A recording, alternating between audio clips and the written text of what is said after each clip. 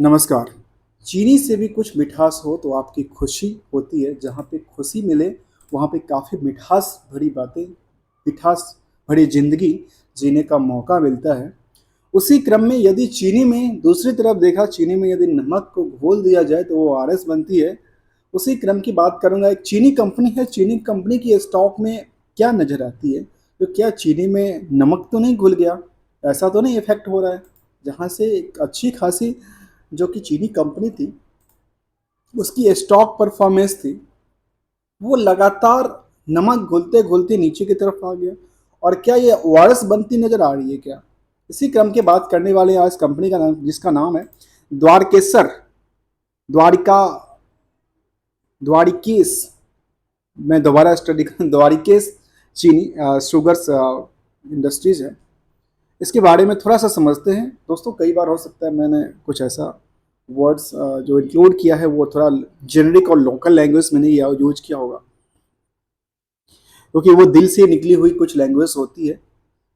चलते हैं, इसको समझने के प्रयास में करेंगे। जिसका देखा जाए तो ये शुगर्स मिल इनके पास है, साथ में शुगर के साथ साथ देखा जाए तो वो क्या करती है, लोकेशन डिस्टिलरीज, पावर प्लांट्स और केन फॉर्म इनके पास है। इस तरह के बिजनेस मॉडल इनके पास है। प्लांट्स और लोकेशन की बात करते हैं। यहाँ पे हम कुछ डिस्टिलरीज को छोड़ के पावर प्लांट की तरफ चलते हैं कि पावर प्लांट में आजकल बड़ा क्या है पता है? पावर प्लांट में आजकल बहुत ज़्यादा तगड़ा एक्शन देखने को मिलता है।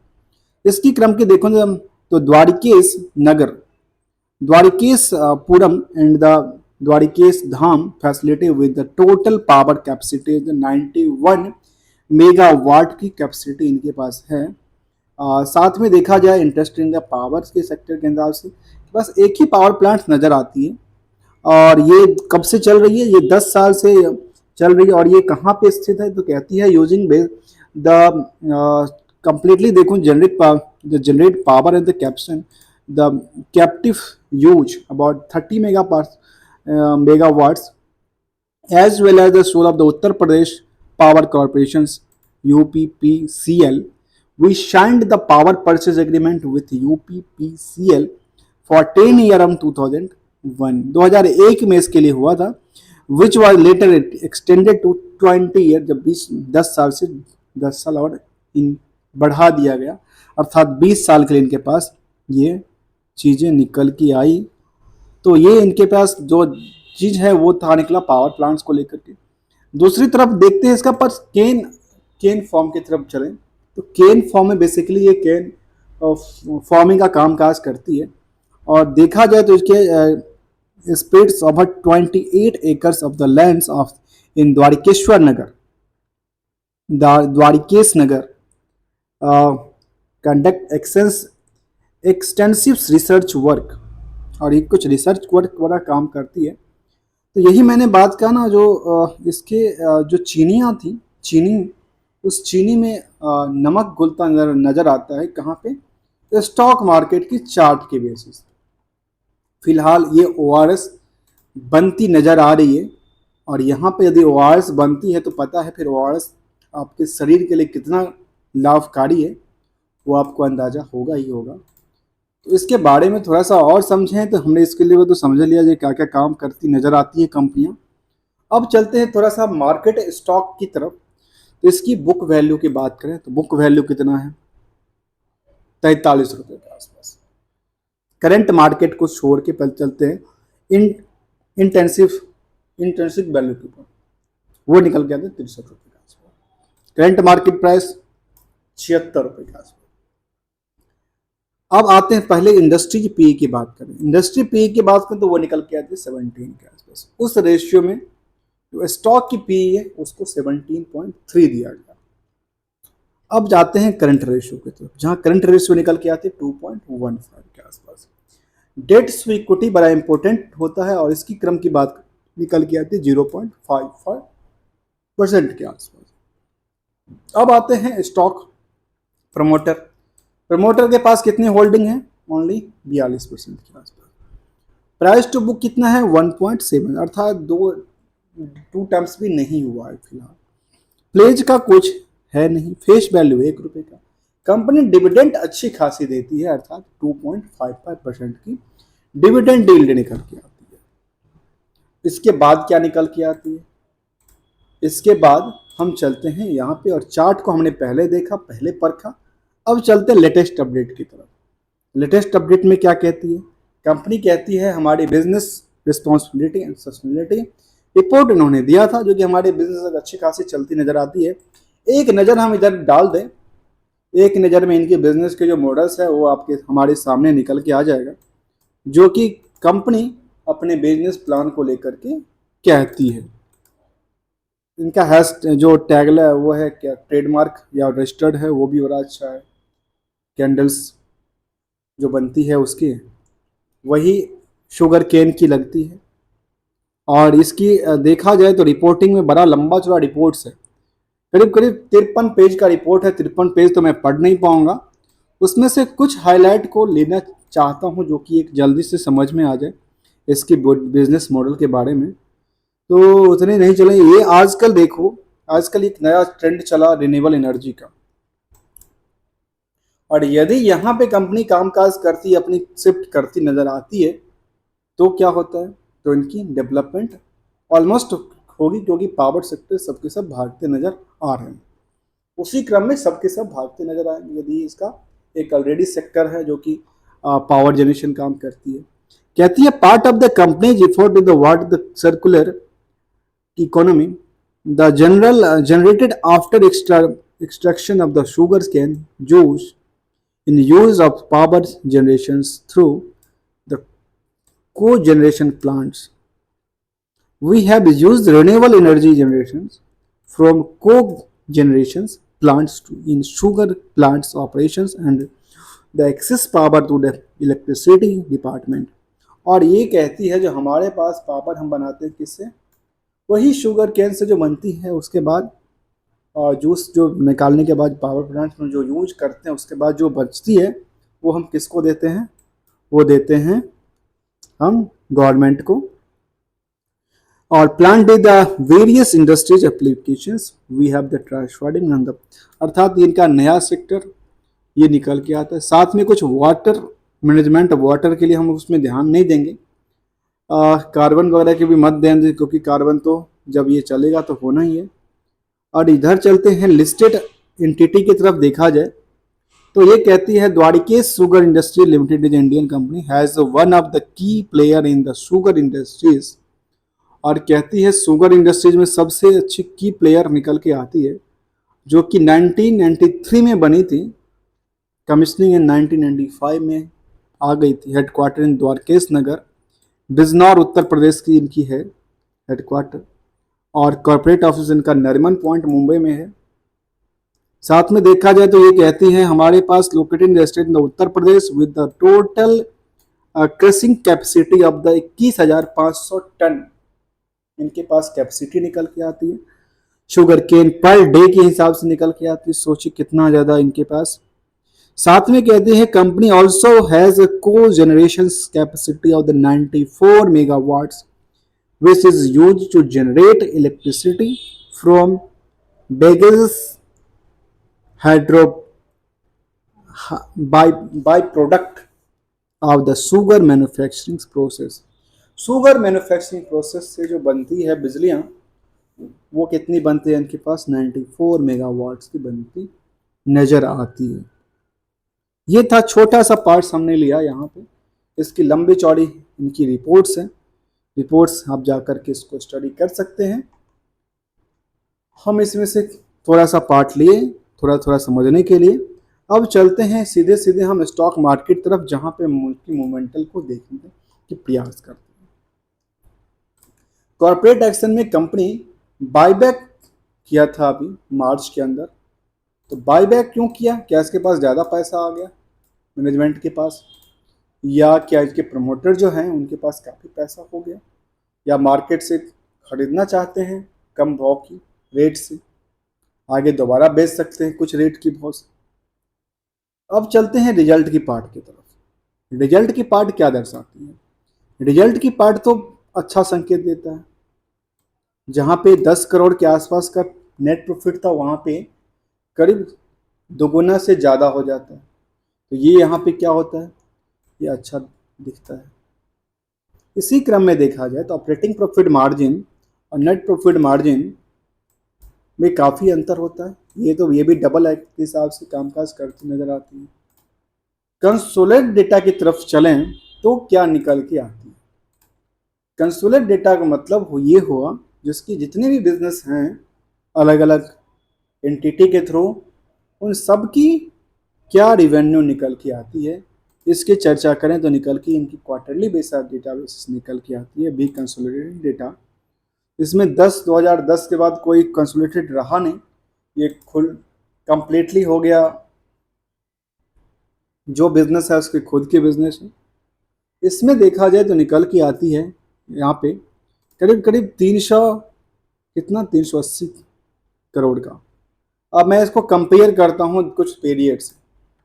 देखिए 2021 में मार्च में 600 करोड़, लगातार क्या हो रहा है, इसकी फंडामेंटली डिक्लाइन करती जा रही है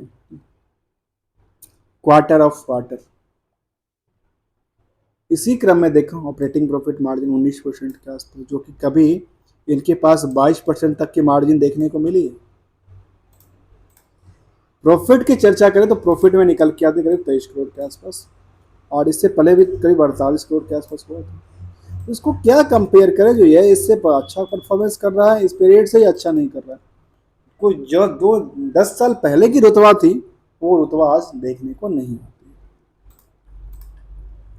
अब चलते हैं ईयरली बेसिस में। ईयरली बेसिस भी सेम फिगर आउट पे चलती है, क्योंकि हमने पहले अंदाजा किया इसका जो परफॉर्मेंस लेवल था वो थोड़ा सा डाउन साइड की तरफ भागता नजर आता है। कब से? कुछ पीरियड्स, यहाँ पे पिछले 2021 के बाद, अर्थात ये कहा जा सकता है कोविड के बाद इनका शुगर केन का बिजनेस, जो शुगर केन फॉर्म का बिजनेस है या पावर जनरेशन का बिजनेस है जो किसी से लिंक है, उसमें डाउन साइड देखने को मिला। लगता है कि शुगर केन की कैसे खपत तो है ही, चीनी तो आपके पास आती है, कॉस्टली भी आती है, रेट भी मार्केट इंक्रीज होकर आती रहती है। इसके बाद ऑपरेटिंग प्रॉफिट मार्जिन 12% ये इंक्रीज करती है, तो यहाँ पे अच्छी होती है। नेट प्रॉफिट देखा तो 84 करोड़ के आसपास, जो कि कंपनी पहले एक लॉस मेकिंग कंपनी हुआ करती थी, वो क्या होती, सस्टेन करती हुई नजर आती है। और सस्टेन करते करते अभी सस्टेनेबिलिटी की तरफ ध्यान लगा के बैठी है। यहाँ पे एक शॉर्ट टर्म में लंबा जंप हुआ था इनकी बिजनेस के अंदर, फिलहाल सस्टेनेबल दिखती है, जो वहाँ प्रॉफिट भी निकलती नजर आती है। हिस्टोरिकल डेटा की तरफ ध्यान दें तो ये निकल के आती है, जो सेल्स जो उसका था वो डिक्लाइन करती है, कंपाउंड प्रॉफिट डिक्लाइन करती है, CAGR उतनी अच्छी परफॉर्मेंस दिखती नहीं है। रिटर्न इक्विटी के बाद तो ये थोड़ा सा एवरेज के आसपास कामकाज करती है हिस्टोरिकल डेटा बेसिस पे, अर्थात इन 3 फैक्टर के अंदर 3 फैक्टर में कोई भी कामकाज करता अच्छी नज़र नहीं आती है। चलते हैं अब आगे और आगे समझते हैं इसके बारे में, जहाँ चार्ट में हमने देखा कि अभी जो ORS बना रही थी वो RS वाली बात में क्या निकल के आती है। जैसे पहले भी यहाँ पे मैंने लिया, यहाँ भी वही सिचुएशन हुई थी। मार्केट में क्या हुआ, थोड़ा सा पुल बैक हुआ था, पुल बैक के बाद क्या हुआ, दोबारा नीचे सस्टेन कर नहीं पाया, दोबारा गिरावट आ गई, और यहाँ भी सेम गिरावट आई, सस्टेन कर नहीं पाई। हाँ, यदि ये बार बार उसी की लेवल के आसपास जाती है, अर्थात ये उसको टच करके आगे निकलने के फिराक में है, मैं ये कह सकता हूँ इसके फिराक में है। फिराक मतलब ये होता है जहाँ पे धीरे धीरे धीरे करके पोजीशन ना, जो इन्वेस्टर का या ट्रेडर का खास के, वो धीरे धीरे करके इनबिल्ट इंक्लूड बढ़ता जाता है। उसके बाद जब बढ़ता जाता है तो धीरे धीरे पोजीशन बढ़ती जाती है। शेयर होल्डिंग की बात करें, शेयर होल्डिंग में 42% हमने पहले कहा, कोई प्लेज नहीं है। 57% 58% होल्डिंग प्रमोटर्स के अलावा जो कि पब्लिक हैं। उस पब्लिक में किसका क्या सोचना है उसके बारे में थोड़ा सोचते हैं, उसके बारे में सोचते हैं तो ये निकल के आता है, जो इसके पास जो FI की पोजीशन है वो थोड़ा सा बढ़ा है पहले पीरियड से, और ये हमेशा कहता हूँ ना, ये लास्ट टाइम का डेटा होता है। इसके बाद दूसरी तरफ जो DI है, DI की कोई पोजीशंस नहीं है इस शुगर इंडस्ट्रीज के अंदर। गवर्नमेंट की कुछ भी पोजीशन नहीं है। पब्लिक की तरफ ध्यान दे तो पब्लिक में 53% की होल्डिंग है इस कंपनी में। उस 53% में देखा जाए तो केवल दो बड़े इन्वेस्टर्स के नाम निकल के आते हैं, अनिल कुमार गोयल और सीमा गोयल। अब लगता है ये गोयल गोयल आपस में लिंक होगा, हो सकता है एक ही फैमिली के मेंबर हो सकते हैं, या ऐसी कंपनी के एक पुराने प्लेयर हो सकते हैं जिनके पास पोजीशंस एक हमेशा से बना हुआ था। लेकिन लेकिन यहाँ पे आके इन्होंने पोजीशन को क्या किया, सीधा के सीधा आके बिकवाली किया, बिकवाली करते नजर आए। अब चलते हैं लास्ट में चार्ट के ऊपर, और चार्ट में हमने दोबारा भी देखा, दोबारा देखता हूँ अभी क्या हो रहा है। इस तरह के जंप इन पे बार बार यहाँ से मैं आकलन करूँ तो ये निकल के आती है, इसी के आसपास कामकाज करती नजर आती है। यदि यहाँ से देखो सपोर्टिंग की लेवल की बात, तो सपोर्टिंग इनके पास, मैं ये देखूँ तो ये सपोर्टिंग फिलहाल इनके पास एक सपोर्टिंग ये बचता है, दूसरा सपोर्टिंग की बात करें तो इनके पास शायद ये बचता है। रेजिस्टेंस की बात करूं तो रेजिस्टेंस फिलहाल जो है उसको यदि इस आंकलन से देखा जाए तो ये इसके आसपास जाके अटकेगी। नियरली कहाँ पे जा रही है वैल्यूशंस, और वैल्यूशन का अंदाजा लगा सकते हैं। तो यहाँ पे लगातार थोड़ा सा जंप करने का प्रयास कर रहा है स्टॉक, सस्टेन करने का प्रयास कर रहा है, लेकिन सस्टेन बार बार इसमें गिरावट देखने को मिला, लेकिन यहाँ पे सस्टेन करती नजर आती है। मैं ये कह सकता हूँ यहाँ पे सस्टेन करती नजर आती है, और एक मार्केट की एवरेज के आसपास आके खड़ी हुई है। एज ऑन डेट की परफॉर्मेंस की बात कर लें इस स्टॉक में तो निकल के आती है आज तक के 10 सालों में 1838%, 5 सालों में 196%, 3 सालों में 12%। उसके बाद ये डिक्लाइन ही किया है, क्योंकि ने ये हमेशा कंपेयर किया है, जो यदि मार्केट कई बार हो सकता है कंपेयर करने के टाइम पे टाइम फ्रेम के हिसाब से यहाँ से यहाँ किया जाए या यहाँ से यहाँ किया जाए, तो जिस भी टाइम फ्रेम के हिसाब से हम करेंगे उस हिसाब से उस लेवल के हिसाब से उसकी परसेंटेज ऑफ ग्रो या लॉस चेंज हो जाती है। और एज ऑन डेट में देखा जाए तो ओवरऑल परफॉर्मेंस जो है यदि एक बॉटम के आसपास, बॉटम एक एवरेज के आसपास बनाया नहीं कभी, ओके फिलहाल मुझे ऐसा दिख रहा है कि यहाँ पे एक एवरेज के आसपास कारोबार करती नज़र आती है। और इसके बाद यदि बॉटम से कंपेयर करके देखें तो बॉटम से एक अच्छा सा क्रिएट नज़र आता है यहाँ पे चार्ट के अंदर। दोस्तों कोई भी इंडिकेटर की मैं यहाँ पे यूज़ नहीं कर रहा हूँ, आप चाहो तो यहाँ पे इंडिकेटर और वेबसाइट्स पे जाकर इंडिकेटर का अलग अलग आकलन कर सकते हो खुद की रिसर्च के लिए। अब चलते हैं आगे और समझते हैं इसकी पीयर्स कंपनी में, जिसमें रेनको है, हमने ऑलरेडी स्टडी किया हुआ है, आप इसको भी जाके देख सकते हैं इसकी परफॉर्मेंस लेवल क्या है। लेकिन इसको कंपेयर करने के लिए मुझे लगता है इससे तो करना नहीं चाहिए, क्योंकि सेल्स इसकी 300 के आसपास है, तो इसको इससे किया जा सकता है।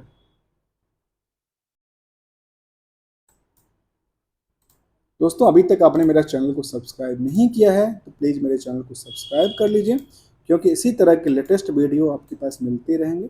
और ये कम्प्लीटली लर्निंग वीडियो है, कोई रिकमेंडेशंस नहीं किसी स्टॉक के प्रति, ना किसी फंड के प्रति। हम thank you so much for joining hair.